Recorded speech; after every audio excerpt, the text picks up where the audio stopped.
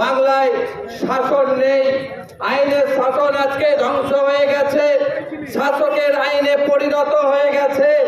তাই জনগণ এই মুখ্যমন্ত্রীকে, যারা নিজের যোগ্যতায় চাকরি পেয়েছিল, নিজের যোগ্যতায় যারা অধিকার পেয়েছিল, সেই অধিকারকে ছিনিয়ে নিচ্ছে মমতা ব্যানার্জি দুর্নীতিগ্রস্ত সরকার। সেই সরকারের বিরুদ্ধে আজকে মিছিল করেছি, মিটিং করেছি। আর এই চারতলার পরে আজকে আমরা মমতা ব্যানার্জির কুশপুতুল পুড়িয়েছি সাঁইথিয়াতে। সাঁইথিয়া বিধানসভার মানুষ দাবি তুলেছে, যে দাবি তুলেছে জনতা, গদি ছাড়ো মমতা।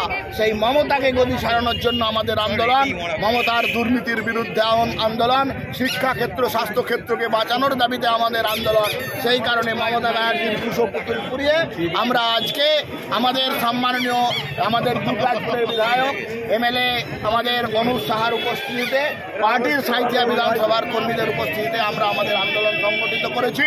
তৃণমূল কংগ্রেসের সরকারকে যতক্ষণ পর্যন্ত আমরা বিদায় না করব, আমাদের লড়াই চলবে, আন্দোলন চলবে, রাজপথে চলবে। এবং আমাদের বিরোধী দলনেতা শুভেন্দু অধিকারীর নেতৃত্বে বিধায়কদেরকে নিয়ে বিধানসভায় এবং রাজপথে আমাদের লড়াই চলবে।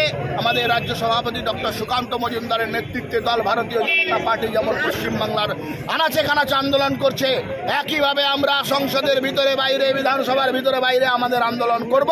মমতা ব্যানার্জির সরকারকে যতক্ষণ আমরা ছুড়ে না ফেলতে পারছি, পদত্যাগ করাতে না পারছি, আমাদের আন্দোলন চলবে। সরকারের তলায় যাচ্ছে, কিন্তু যারা শিক্ষিত বেকার যুবক নিজের যোগ্যতায় চাকরি পেয়েছিল, ডিআই